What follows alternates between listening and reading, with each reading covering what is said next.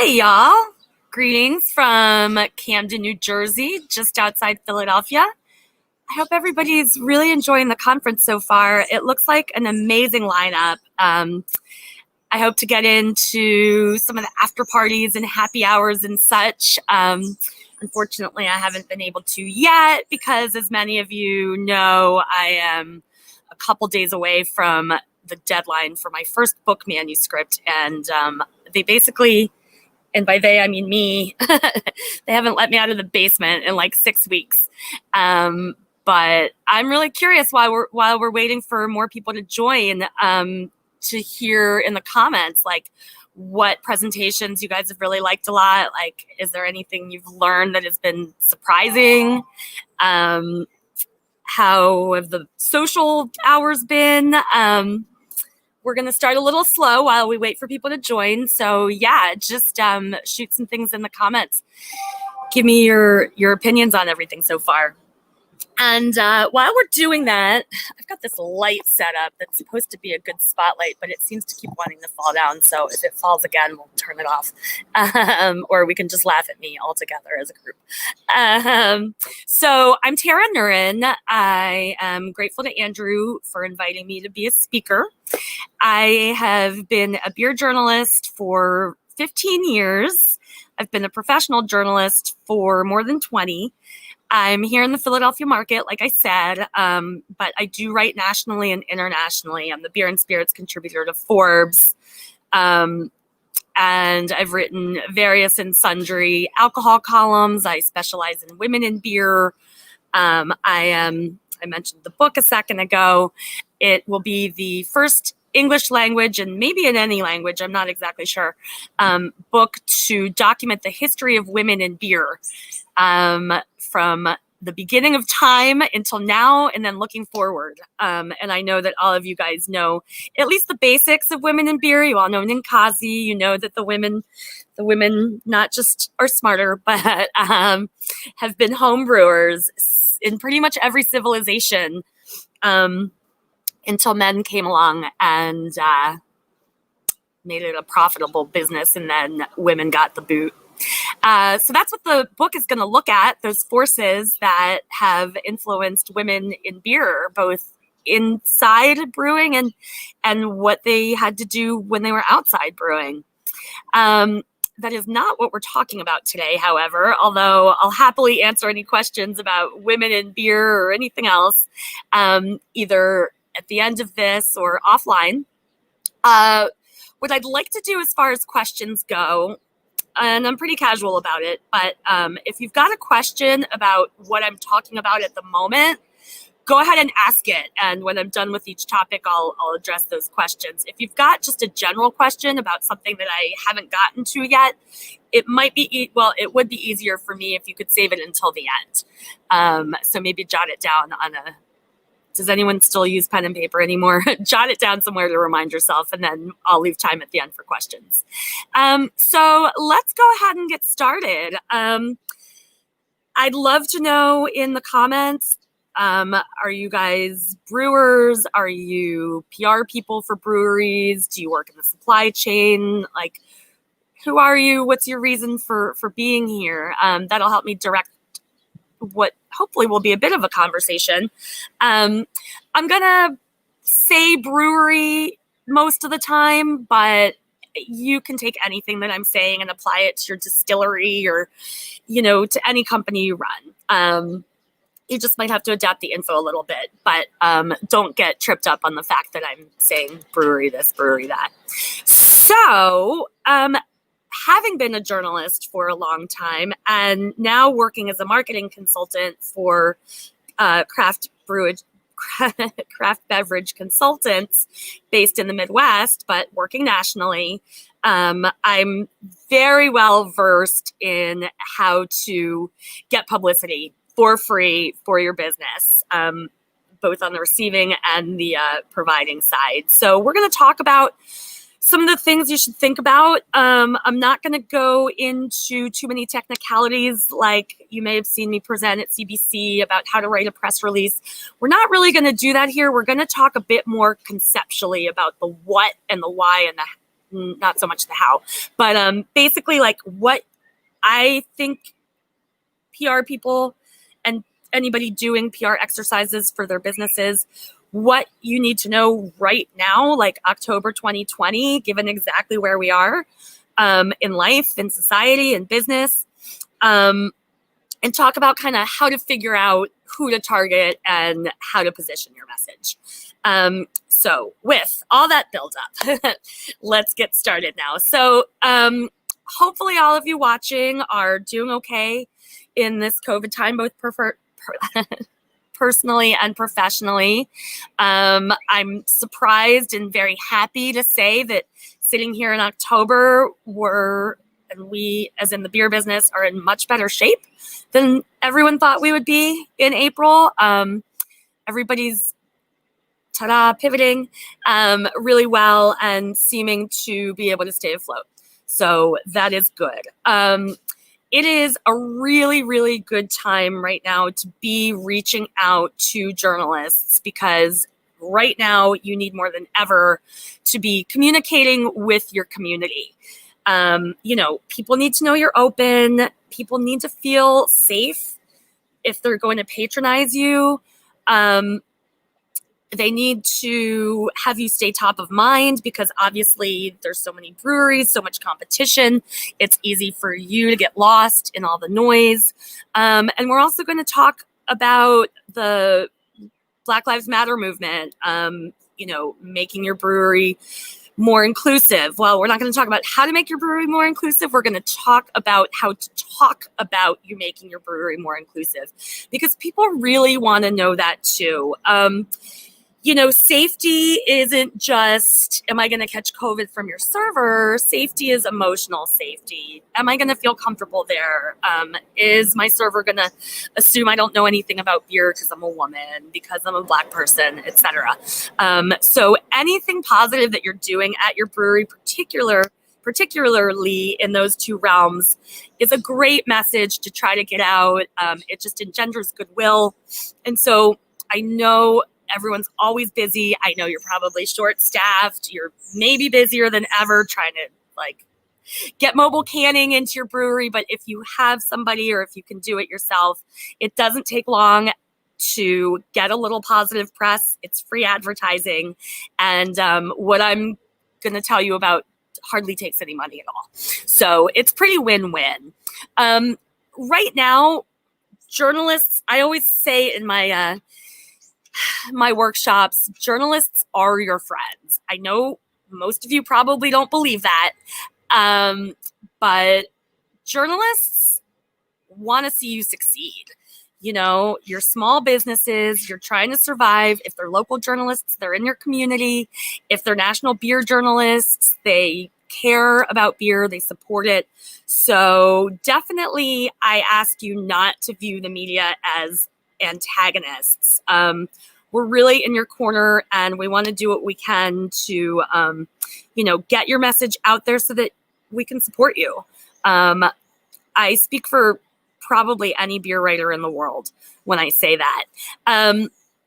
So you want to know how to reach out to them, how to get on their radar, and get them to think about you when they're kind of coming up with a slow news day, or they have an idea for a story and they just need to sort of drop in brewer X. You want to be that first phone call they make.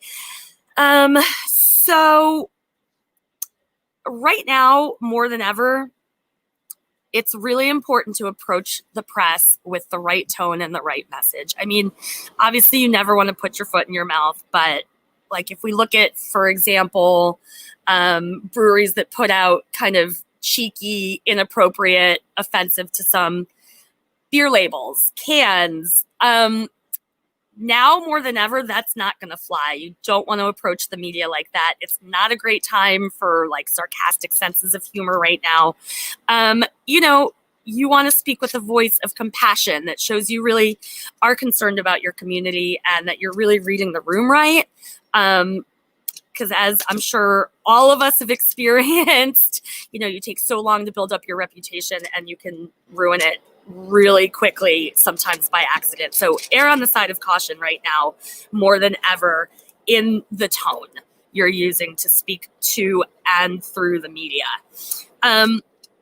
Here's some examples, and I'd love to see your comments about these and see if you've got any examples of your own. About a week into lockdown, I got an email from a PR person, a public relations person. I'd never interacted with them before, and it was super chirpy, asking me if I wanted to cover the favorite jelly bean flavor in every state. And I was like, girlfriend, we just got hit with a pandemic. We can't leave our houses. No, I don't want to know what the favorite jelly bean flavor is in every state. And then not long after that, one of the Facebook groups I'm in for journalists, somebody came on to roll their eyes and complain that they'd just gotten a press release from the country of Estonia. Estonia's beautiful. Tell your readers to come travel here. Well, there weren't international flights in or out of the United States, or there wouldn't be later. Nobody was traveling. Totally tone deaf. It's not a good way to start off a relationship with a reporter. So that's what I mean by tone. So let me sort of flip those two story pitches over for you to show how that type of message could have been gotten across more appropriately. Now, I understand PR people have a job to do. They have clients. If you're an outside PR person, and you can't always convince your client that it's not the right time to send anything out. So if we take the jelly bean example, for instance, and here's where I would love some comments if you want to give your opinion, like what could that PR person done to still try to get their client written about, who I assume was the jelly bean manufacturer, without sounding so idiotic. My feeling is that she could have said, well, everybody started out their emails at that time. Hope you're doing well at this time. I know it's very serious. Your readers are all under lockdown right now, and what could be better than some comfort food, some fun food like jelly beans, brighten up the kids' day a little bit. They're not in school, they're away from their friends. What are some jelly bean flavors that would be most popular in your state to, buy for your kids and eat while you're watching a movie? To ground, like if that PR person had grounded herself in the current reality, it would have worked a lot better. And she'd be getting the same message across. Hey, we want to promote our jelly bean client. I love this travel example with Estonia. She could have actually, if she'd done it right, gotten a couple different pitches out as COVID progressed. So instead of a week into lockdown saying, hey, tell your readers to come to Estonia, she could have said, listen, I know this is a weird time. I just want to get Estonia on your radar so that when people can start traveling again, sorry, there's a plane going by, I don't know if you can hear that, so that when your readers start traveling again, it might be front and center for them. That would have been great. And then she could have come back a couple months later, 2 months ago, when people did start traveling again, and said, hey, remember I pitched you about Estonia a couple months ago? Well, most of our businesses are open now. Here's some of the things our big businesses are doing to keep people safe. And here are some really remote, awesome, your readers would be the first on their block to travel their destinations.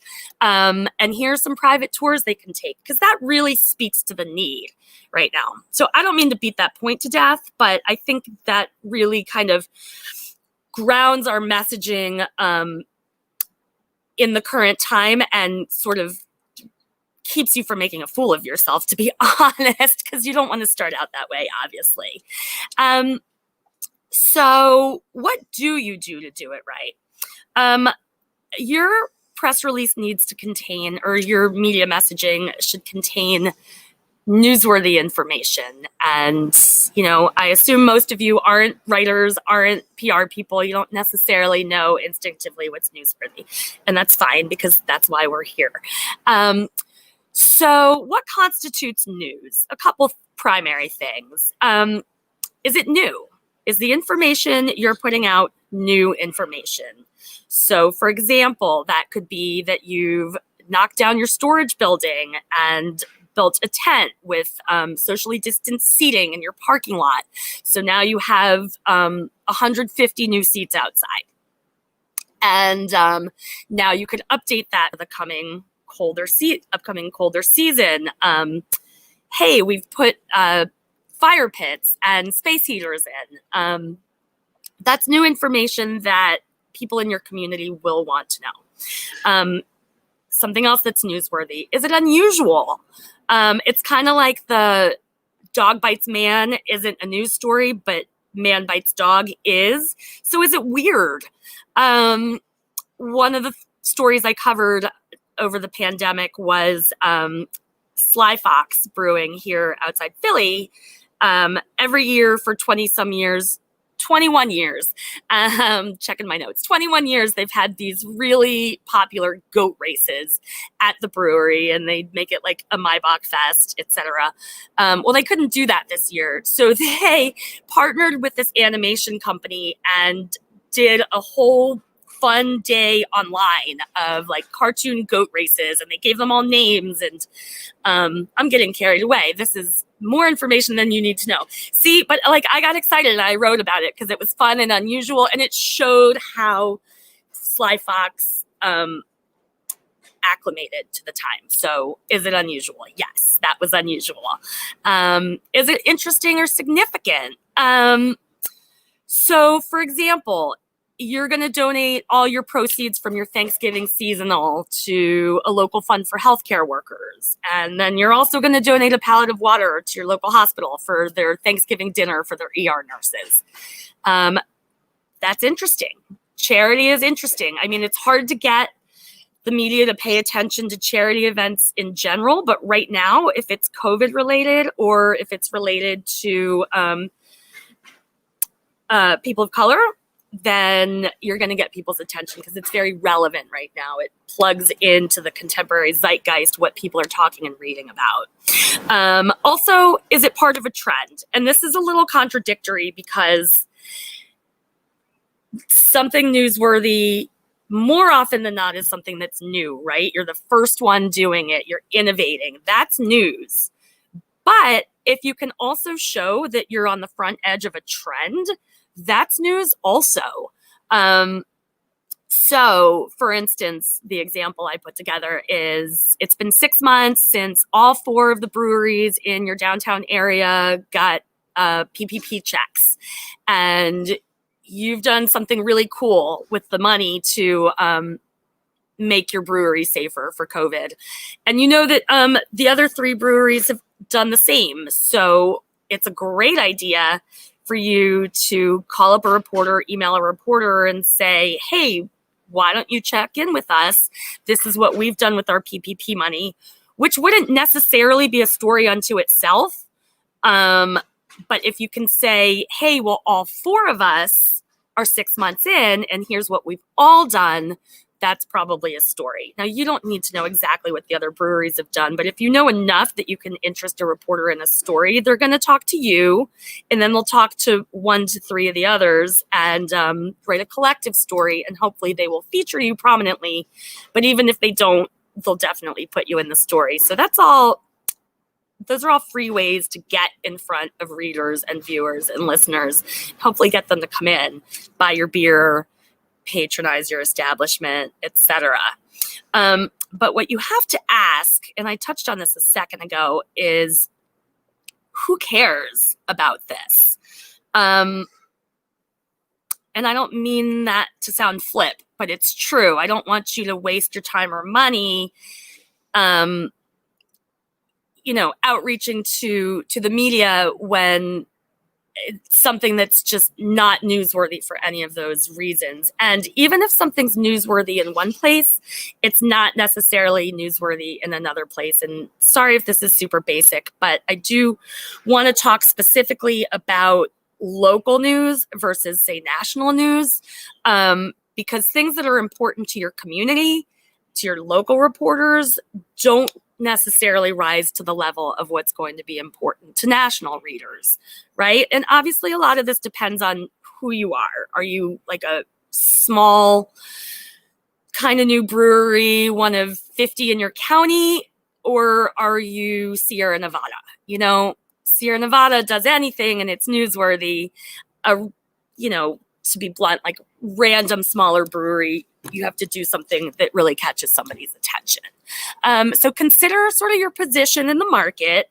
Do you already have a name for yourself, or are you a main street place, mostly serving locals, which is fine, of course, but you want to know who to target with your efforts. So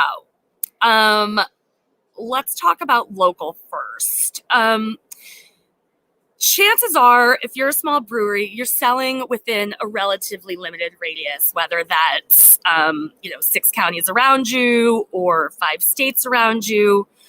That's who's buying your beer, and that's who you need to reach with your media outreach. I would say now isn't the time to like make a great national reputation for yourself, because really what I would think is most important right now is getting the liquid out the door. And who's buying your liquid? It's the people within 6 counties or 5 states of you, right? So focus on local. The reporters there are part of your community, and they really do want to convey like specific, detailed information to, there goes the light. Let's give it one more shot, to their local readers and viewers and listeners. So what is interesting to local reporters? Oh, I skipped ahead. Sorry, give me 1 second. Yeah, so now's not the time to try to get an article about yourself into USA Today necessarily, because there's just too much noise out there, right? Too much competition, too much going on. It's not going to resonate. It's not going to hit so much. So let me give you an example. I've got a new marketing client. He is releasing a beer or a beverage, an alcoholic beverage, just within his own market right now. So I was super pleased. This guy's a little savvy about media. He came to me and said, I just want to target my local market for now. And I was so relieved, because he could have said, hey, I want to get into Forbes and USA Today and all these other publications. And I would have said to him, well, what's the point? Because you're not selling in all those locations. You're only selling locally. So we're going to target some local reporters. We're going to put an ad in a local publication, and we're going to reach out to some local influencers. And that's awesome. That's all we're going to do. And he is not spending very much money on me. So good for him. And then he's got 2 other markets that he's targeting next. And then we're going to do the same thing very methodically. Because that's who's going to buy his beer. That's where he's going to make his money. So some of the other stuff that is interesting to local reporters right now, but wouldn't in general rise to the level of national news, would be, your kind of more ordinary day-to-day business stuff. You've reopened after COVID. These are the precautions you've taken. You've been able to keep all your staff on. You're releasing these beers for the rest of the year. These are the events you're having. You're going to be celebrating your 4th anniversary next month. Stuff that people who are engaging with this media can actually do something about. They can come by your release. They can come to your anniversary party, right? Like, I'm in Philly and you're in Texas. Like, there's nothing really I can do about it. The fact you're releasing a beer isn't necessarily interesting to me. So it would be a waste to try to get me to read a story about that. Now, there are lots of things of national interest. I mean, I write nationally, and I've got more stories right now that I know what to do with. So let's look at some examples. And again, feel free to ask questions if you have something you were thinking about promoting and you're not sure if it would resonate, or you're not sure if you should keep it local or national. There's a 3 Michelin star restaurant that just burned down in the California wildfires. And, that's a big deal to foodies. It's a really big deal to have 3 Michelin stars. So let's say you are hosting a series of pop-up dinners for the chef from that restaurant. He's going to come, she's going to come and cook a couple dinners. Now that's newsworthy enough, but it's questionable because again, like I'm in Philly, I'm not flying to Texas or to California for it. But if it's got more layers to it that make it more, that give you more informational components, so that if this particular topic, this particular angle on it doesn't stick so much, this one might, or this one might. So in this example I've created, so you're hosting a series of pop-ups for this chef. You're donating the space and all the beer, obviously, or not obviously, but I would hope if you can. And the proceeds go to support the employees who work there and have lost their jobs.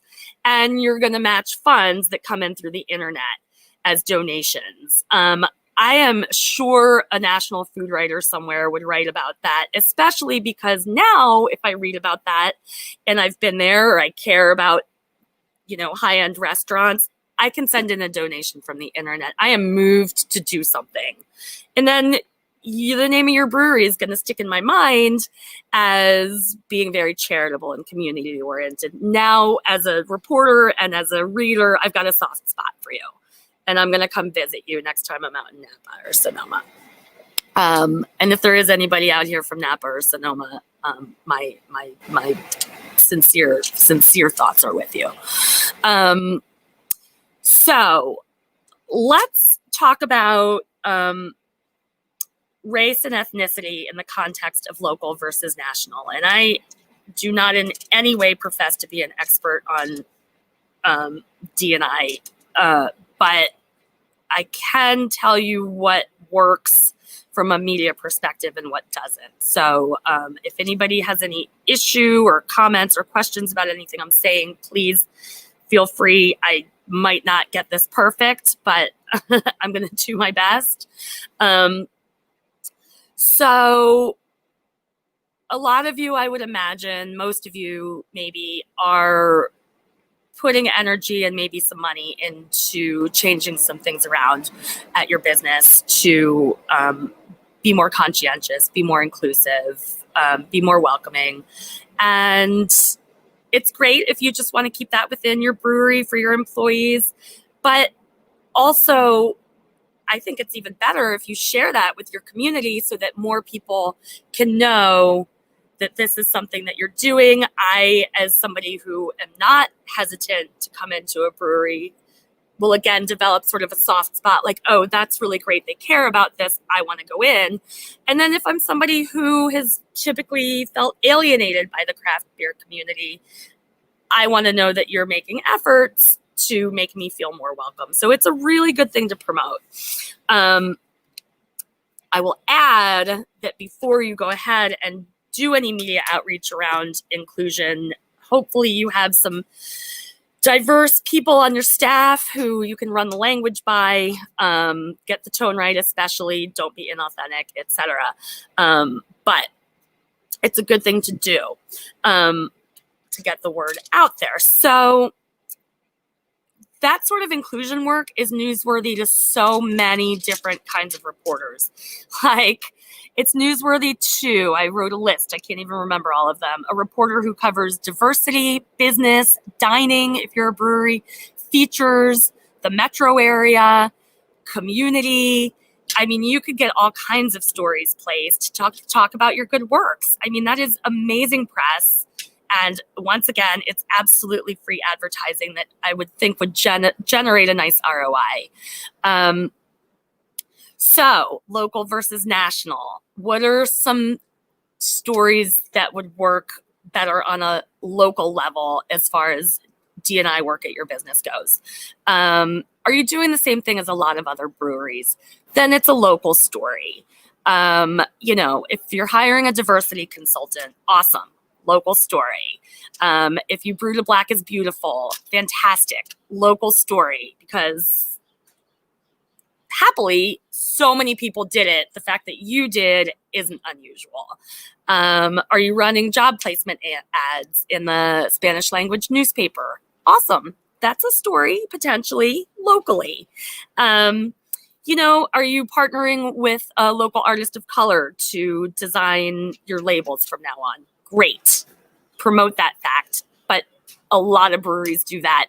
It's not unique. That's a local story. Is that making sense? Now, it could become a national story if you're doing something that's super rare. Are you inviting Michelle Obama, or did you get Michelle Obama to accept your invitation to come speak at your brewery about inclusivity and equity? Are you opening it up to the public for free and then donating, who knows what to certain charities? National story. She's a celebrity. What else? You're donating $1 million to Garrett Oliver's Michael Jackson fund. I don't think anybody's really donating $1 million, but if you're donating 50, not a story. $1 million, a story. Are you a Black woman opening the first Black-owned brewery in, not to pick on Alabama, I'm sorry, but just an unusual southern state? I take back unusual. You know what I'm saying. Is it unusual? Are you the first person doing something? Are you the first person of color doing something in a wide area? Especially if it could be a little counterintuitive. And I picked on Alabama because they were the last state to legalize home brewing. So they're not necessarily as progressive as other states when it comes to beer. So those are the types of things that interest national reporters. And I hope that's making sense to everybody. Again, throw things in the chat. Hold on. I just realized that. Okay. Sorry. I was on private chat. So there are some comments. Hi, everyone. Good thing I noticed that now. All right. Now I lost my notes. Give me 1 second. Okay. Or it can also be a national story if, again, it's a trend about something going on already in the news. Say, for instance, you've just hired the 3rd Native American head brewer in South Dakota. I would write that in Forbes. And I would interview all 3 brewers, potentially all 3 owners, if the brewers weren't the owners themselves. So you see what I mean. Also, let's see, we're good on time. I am a huge fan, if you've heard me talk before, I'm a huge fan of expert interviews. You can get yourself press by merely introducing yourself and some of your employees to the media as people to call if they ever need a source to talk about any subject. Hey, I own a small business. I was denied a PPP loan and the chain restaurant down the street got one. Want to talk to me about it? So it's great to be able to introduce yourself to reporters, just to go into their, I'm going to date myself here, Rolodex, as somebody to call. And if you do that, I will say, be good about calling reporters back, no matter what. I pick up I will first call sources who I know will get back to me quickly. That's important. So you want to let the media know that you have expertise in these various subjects. And now is such a good time because the media has an insatiable appetite right now for covering the virus, for covering race relations, and you own a small hospitality business that is trying to adapt to both changes. I mean, this is a perfect time to get yourself in there or out there as an expert. And here's another place I'd love to see some some comments. What are you good at? So more specifically than just, hey, I own a small hospitality business, what are you good at in particular? What are some of your staff members really good at? Is it branding? Is it whatever? And I'd love to see some of those ideas in the comments. Like I said, if you can think of anything that you could promote as a topic for expert interviews. So like, what creative ideas do you have? Even in normal times when it's not COVID, you've got experts in brewing, beer trends, styles, hospitality and service, food, restaurant operations. So any of your people who are qualified to talk about those things would make for great sources. Especially if they're articulate and lively, they would make for really good TV and radio interviews. Somebody who's not so lively and articulate may be better to pitch as a print media resource. But each topic can also be pitched as a different angle.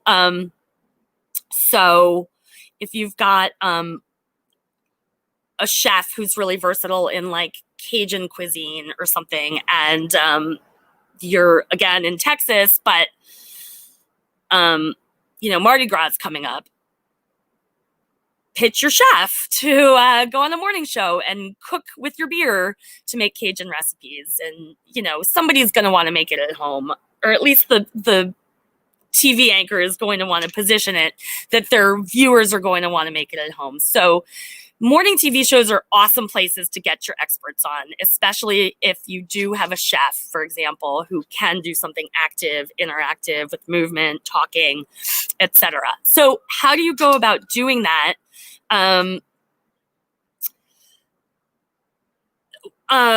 In order to just build relationships with your journalists, if you're not sending them, say, an immediate email to let them know about a release, you're just trying to build these relationships with them, so that over time, over the long term, you can hopefully generate a lot of media exposure from them. So during COVID time, it's obviously a little trickier, but also a little easier because we're all really used to doing video stuff right now.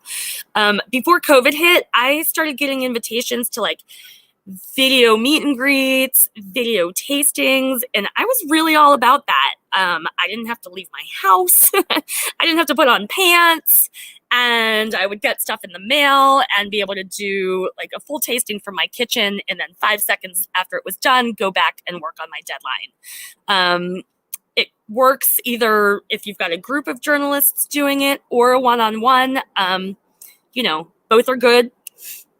Depends on the circumstance and how much time your people have and want to dedicate to it. So here's some things you could try. If you're comfortable inviting media into your facility right now, and I just got my first press trip invitation a week ago, and I've gotten like 2 restaurant opening invitations over the past couple weeks that mentioned safety and social distancing, and I accepted both invitations. So that's where at least I am on that. I'm a little more cautious than most, so I think you're okay inviting people in to come in person. So invite in your local reporters, whether they're beer and food writers or not. The reporters who cover business and food and features, or if you're in a small town, invite a lot of them. Invite your most prominent anchor. Chances are they like beer or they're curious about it anyway, right? Bring them in, show them around, point out any COVID changes you've made, let them try your new low-touch menu items, drag an employee out to talk about maybe if you've been doing new diversity initiatives, get an employee out to talk about some things they've learned, and really give the reporters an opportunity to kind of experience what your vibe is, and hopefully come away with a positive feeling about it. One note on the employees and the diversity initiatives, you've probably heard this before, but If not, it bears repeating. If you have a small number of employees of diverse backgrounds, don't always be trotting them out as your token, because it's tokenism, and it's not fair to the employee who's getting asked to put down her work and do free labor. And it also just feels kind of transparent and icky in a bad way. So, make sure you're not putting undue burden on a small number of people. Let them interact with the employees and walk around and, just get to experience what you're all about. And then you could do something similar on video. Ship out a box to the reporters you want to target, whether it's beer writers or African-American beer writers or female beer writers. You could do targeted little groups. I think that's fine. Some people might not agree. Send them a package of stuff. If they don't know you, throw some swag in it. If you've got like a non-perishable food item you could send, so that they're a little immersed in what you're all about. And then do a Q&A and a tasting with them. And then you could even like keep sending beer mail later on, send a little follow-up gift if you want. None of that stuff is necessary, the follow-up gift, whatever, but I'm just giving you ideas if you've got the budget and want to like make an extra special impression. Not bribery, just a good impression. If you want, I think it's okay at any point after you bring in reporters to do a follow-up survey if you want to know like what they think you did well and didn't do well. Don't bombard anybody with surveys, but if I get a survey asking me something like that, I will 100% answer it. Because I want to be helpful, and maybe I have a snarky comment to make because I didn't like something and I want to tell somebody about it, or a compliment. And then real quick, because we're wrapping up, and actually, if anyone has any random questions, go ahead and put them in the chat bar now. Because we only have a couple minutes left, and I will finish talking while you do that. Timing pitches. Timing pitches can be important. We have a whole host of holidays coming up right now, and it's going to be, I'll just say unprecedented because it's an overused word at this point, but that's what it is. So the media is going to be going crazy about how to get through the holidays, under COVID. I mean, I've already seen so many Halloween stories. I don't know why we need this many Halloween stories. So if you've got anything to add to the conversation about the holidays, celebrating the holidays with beer, celebrating the holidays with beer while you are, having Christmas dinner on video with your extended family, get those ideas to the media. Hopefully they will call you to do that. That's also a really good opportunity to put your chef front and center, to make your signature cake with your stout. I have a question coming in. Does SurveyMonkey work well for feedback? That's a good question. That's a little more technical. I'm going to say yes, but I'm not the tech expert. I have gotten SurveyMonkey surveys, and I don't remember having any problem with them. So I think that's okay. Get your chef out there, and your chef can be home on video. Your chef doesn't even need to go to the studio anymore. So beautiful. You could get your chef on the Today Show. They love to do beer segments. And then don't forget, also, after Thanksgiving and Christmas and Hanukkah and Kwanzaa, we're going to have to do socially distanced, somewhat videoing New Year's Eve, and then the Super Bowl. So whatever you can think of to peg to those holidays, do it.